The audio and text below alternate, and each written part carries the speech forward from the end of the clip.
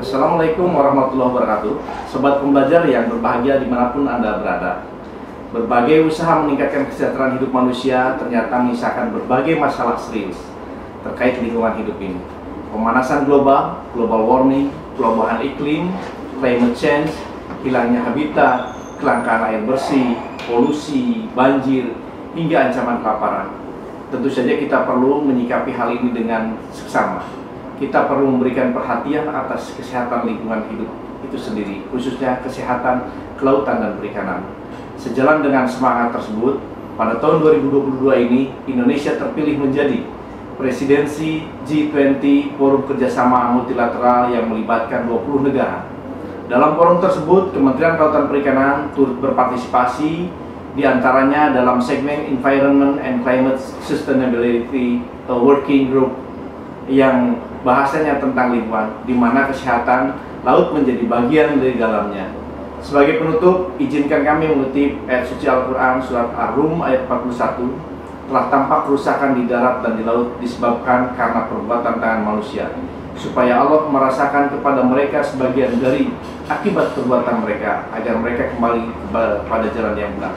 Ayat tersebut adalah pengingat bagi kita, sekaligus pesan kasih sayang bahwa segalanya belum terlambat sepanjang kita bersedia kembali dalam cara hidup yang benar. Terima kasih. Bila taufiq wal hidayah. Wassalamualaikum warahmatullahi wabarakatuh.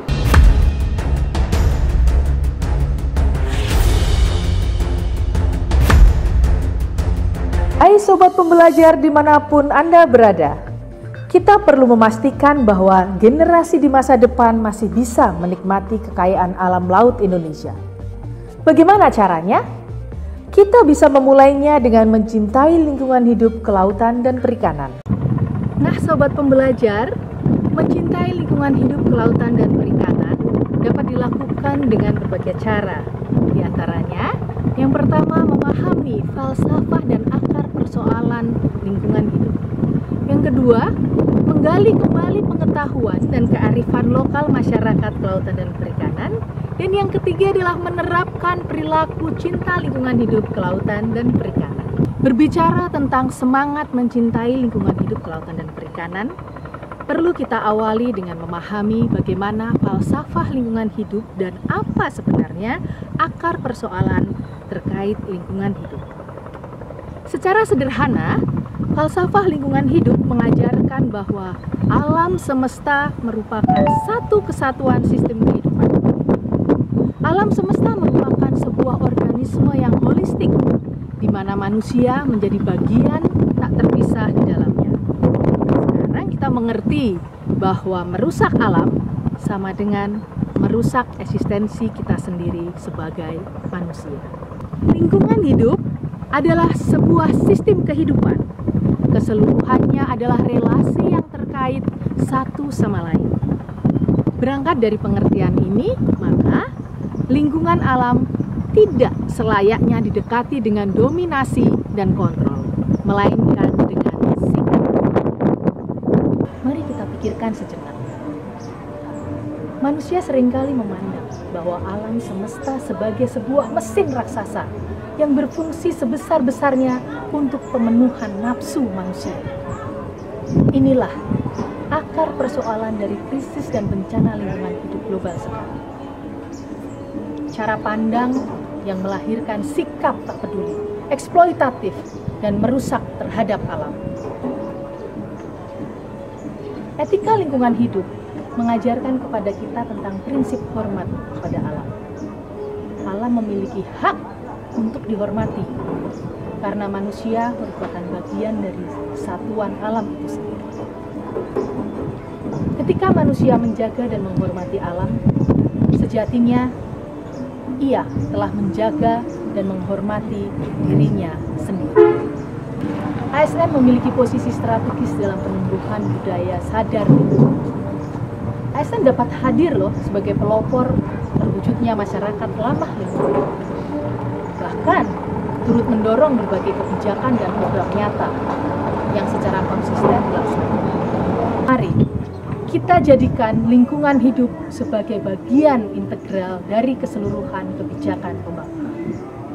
Nah, Sobat pembelajar, lalu bagaimana ya cara kita untuk menggali kembali pengetahuan dan budaya masyarakat Kelautan dan Perikanan? Ada beberapa cara. Yang pertama, kita harus memahami pengetahuan dan kearifan lokal masyarakat Kelautan dan Perikanan. Kearifan lokal merupakan nilai-nilai luhur yang berlaku dalam tata kehidupan masyarakat yang antara lain dipakai untuk melindungi dan mengelola lingkungan hidup secara stabil. Yang kedua, yaitu mengenal etnis pendukung budaya maritim. Salah satu etnis budaya maritim adalah suku Bajo yang ketiga, memahami untuk bentuk budaya maritim yang ada di Indonesia. Salah satu contoh budaya maritim adalah petik laut. Maka petik laut itu, petik laut merupakan upacara wujud rasa syukur kepada Tuhan Yang Maha Esa atas melimpahnya sumber daya ikan yang ada di lautan. Yang keempat, membangun keselarasan antara manusia dengan alam. Alam dan manusia memiliki kesamaan, yakni sama-sama makhluk ciptaan Tuhan.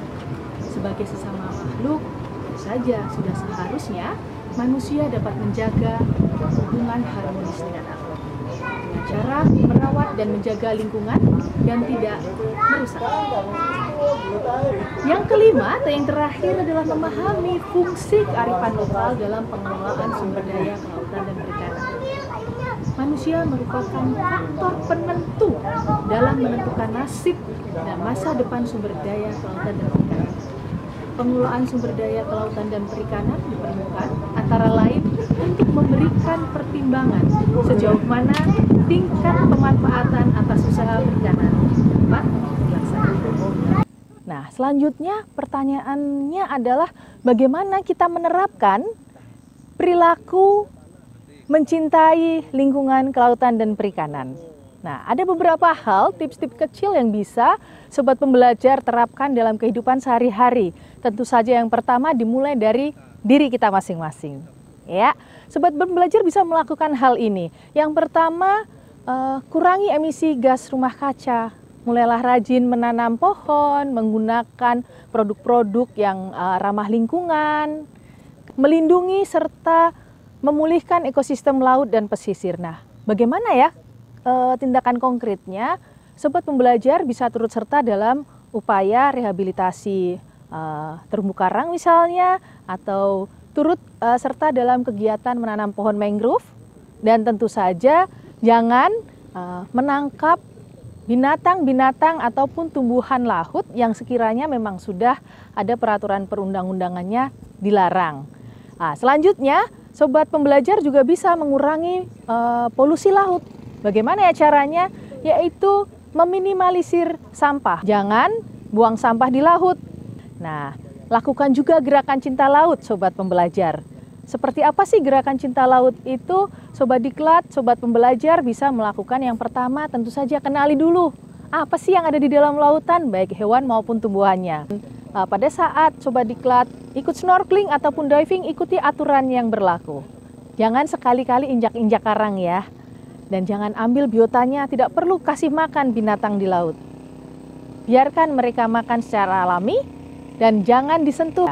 Nah, selanjutnya kita juga bisa melakukan reduce, reuse, dan recycle. Itu beberapa hal atau tips yang bisa kita lakukan. Tentu saja, kenapa kita harus mencintai lingkungan kelautan dan perikanan?